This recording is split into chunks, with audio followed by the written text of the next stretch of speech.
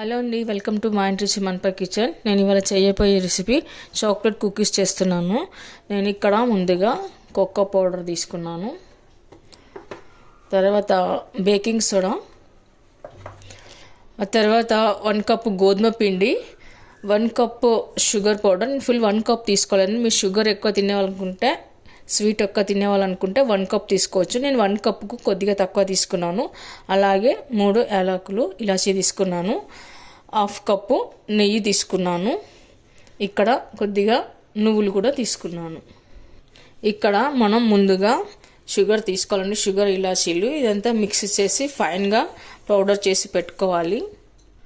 ఇలా అంతా స్మూత్గా పౌడర్ అవ్వాలన్నమాట. ఇలా అంటే రవ్వ ఉండకూడదు. ఆ తర్వాత అదే షుగర్ పౌడర్లో మనం ఇప్పుడు నెయ్యి వేసుకోవాలి.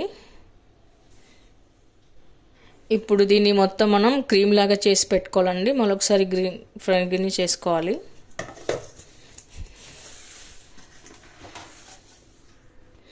మొత్తం ఇలా క్రీమ్ లాగా గ్రైండ్ చేసి పెట్టుకోవాలండి. ఇలా స్మూత్గా పేస్ట్ లాగా రావాలన్నమాట. ఇప్పుడు మనం దీన్ని ఒక బౌల్లోకి తీసుకుందాము.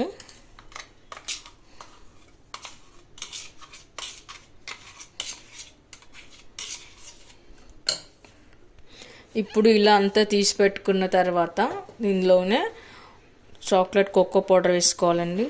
1 స్పూన్ దాకా వేసుకున్నాను. ఆ తర్వాత ఇలా వేసుకున్న తర్వాత మనం ఇప్పుడు బాగా దీన్ని కలుపుకుందాం, మిక్స్ చేసి పెట్టుకుందాము. ఇలా కోకో పౌడర్ వేసి అంతా కలుపుకున్న తర్వాత ఇప్పుడు మనము గోధుమ పిండి వేసుకుందామండి. 1 కప్పు గోధుమ పిండి, అలాగే ఆ తర్వాత కొద్దిగా నువ్వులు కూడా వేసుకుందాము. ఇప్పుడు దీన్ని బాగా కలుపుకోవాలి. ఇప్పుడు కొద్దిగా బేకింగ్ సోడా వేసుకోవాలి, వంట సోడా. ఆ తర్వాత వేసి బాగా కలుపుకోవాలి. అస్సలు మనం పాలు కానీ, మిల్క్ కానీ, వాటర్ కానీ వేయరాదండి. మొత్తం అలాగే కలుపుకోవాలి. పిండిని మొత్తం బాగా ఇలా కలుపుకోవాలి. ఈ చాక్లెట్ కుకీస్ మొత్తం చాలా టేస్ట్గా ఉంటాయండి. చిన్నపిల్లలు చాలా ఇష్టంగా తింటారు. ఇలాంటి అట్లా ముద్ద రావాలి. ఇప్పుడు మనం ఇంకాస్త నెయ్యి వేసుకుందాము.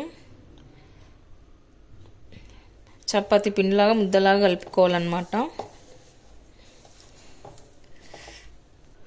మీకు ఇలా పిండి తడుపుకోవడం ఒట్టిగా అనిపిస్తే మరి కాస్త నెయ్యి వేసుకోండి, అంతేగాని పాలు కానీ వాటర్ కానీ వేసుకోకండి. అలా చేస్తే కుకీస్ సరిగ్గా రావు. మొత్తం ఇలా నేను బాగా చేసి కలుపుకొని పెట్టుకోవాలి.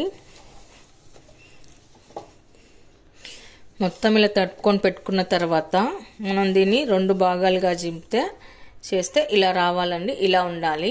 అప్పుడే బిస్కెట్ పర్ఫెక్ట్గా వస్తాయి కుకీస్.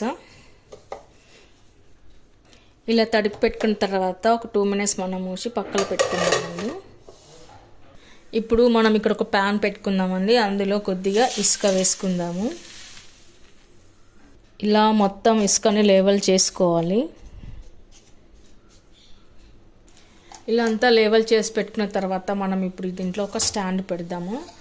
ఒక 10 మినిట్స్ మీడియం ఫ్లేమ్ పైన మనం ఇది మూసి కవర్ చేసి పెట్టుకుందాము. ఈలోగా మనం ఒక ప్లేట్ తీసుకుందాము. దీంట్లో నెయ్యి వేసుకుందాము. ఒక ప్లేట్లో నెయ్యి వేసుకుని దీన్ని మొత్తంలో స్ప్రెడ్ చేసి పెట్టుకుందాము.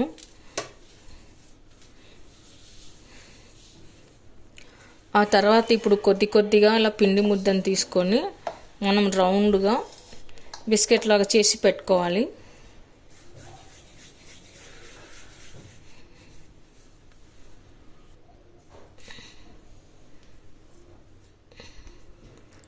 ఇలా మనం కుకీస్ లాగా చేసుకొని పెట్టుకోవాలి.